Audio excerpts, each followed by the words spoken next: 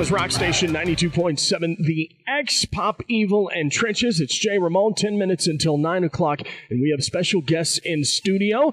They're here to talk about Severe Weather Awareness Disaster Preparedness Day. It's March 1st, this Saturday, 9 a.m. to 1. There's also going to be Storm Spotter training at 10 a.m., and it's all going down at the Ardmore Convention Center off Rockford Road in Ardmore, right next to the Holiday Inn. We've got some special guests in studio. Why don't you guys go ahead and introduce yourself?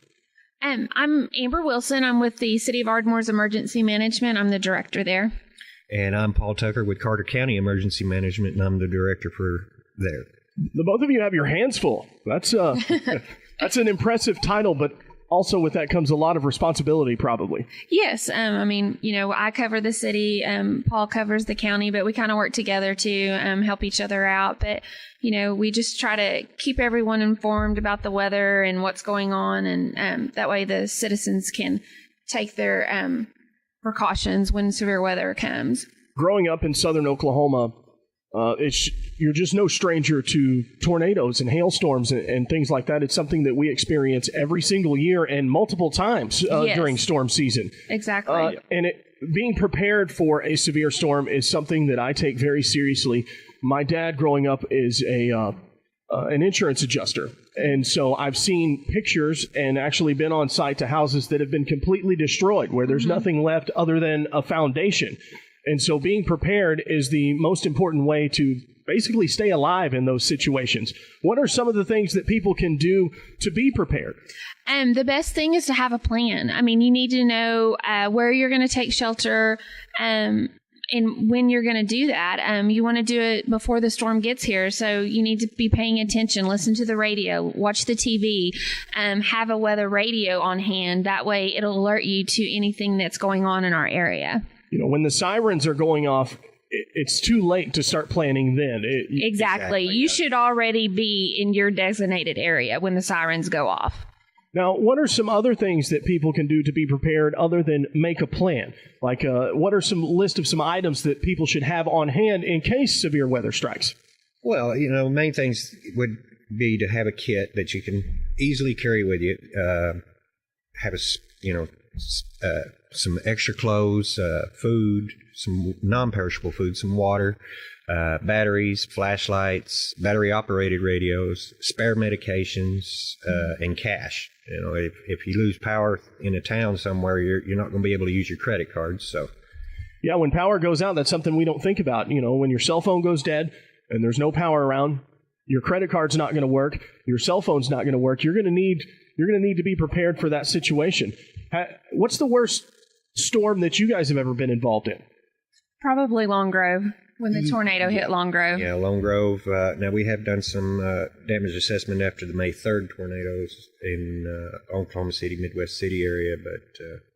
as far as our area, Long Grove is definitely going to be the one that was probably the most severe for us. Here at the Southern Oklahoma Radio Center, we put out a warning that the tornado was approaching Long Grove, and there were people actually listening to us on the radio at Sonic who hadn't heard the sirens and didn't know that it was coming, and were able to get to safety. And that's they're pretty fortunate that they actually got that information, which is crazy to me in 2014 that technology, as far as it's advanced, it's still very hard to track a tornado. It's not that simple, and it can change directions at any time and change its path of destruction completely. And so you got to really be aware of your surroundings and what you're doing and what you're going to do in that situation.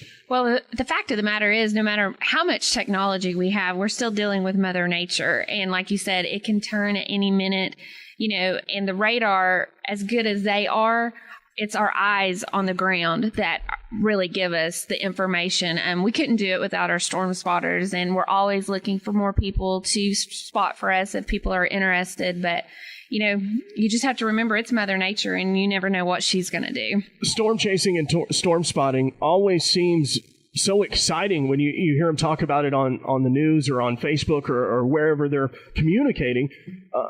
How important is it to train a lot of folks in different areas to spot storms accurately?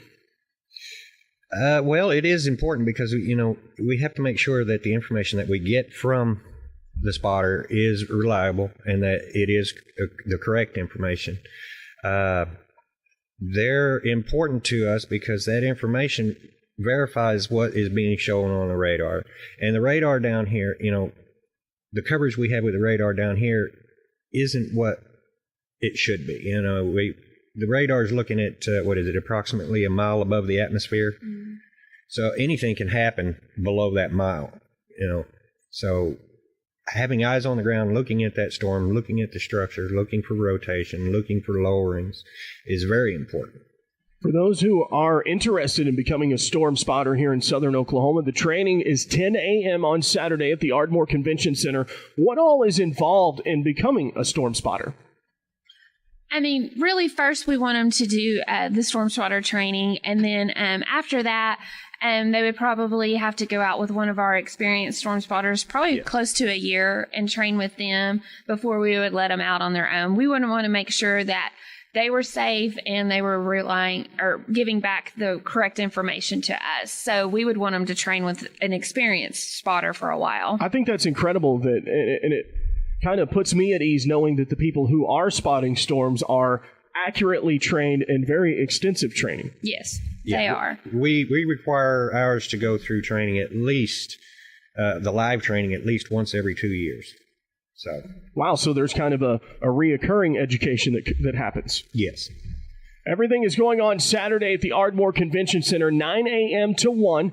It's the Severe Weather Awareness Disaster Preparedness Day, and this is the third year you guys have done this. What was the event that made you want to start a day like this?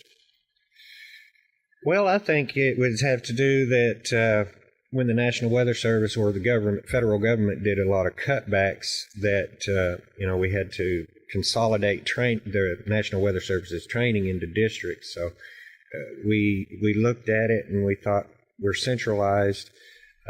We can kill two birds with one stone. Do you have any?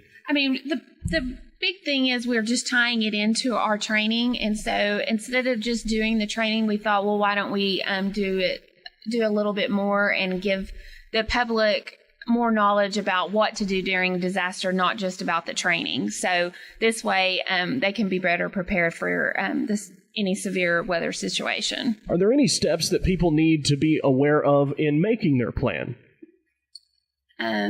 They just, they want to make sure that they're, if they're going to stay at their structure, to go to the innermost part of their house, stay away from windows, protect themselves from debris. A lot of times I tell people, visit with your neighbors. Somebody down the road may have a storm shelter that you can go into. Here in southern Oklahoma, we have a lot of storm shelters, and people around here they're going to let their neighbors in. Oh, absolutely. So, check with your neighbors. If there is no one around, shelter in place. That's the best thing to do. We don't want people to be out on the roads when a storm hits. And then also, if you live in a travel trailer or an apartment building, you don't want to stay in that. You want to seek shelter elsewhere. More information this Saturday at the Ardmore Convention Center, 9 a.m. to 1 p.m. We've got all the details at TexomaRocks.com.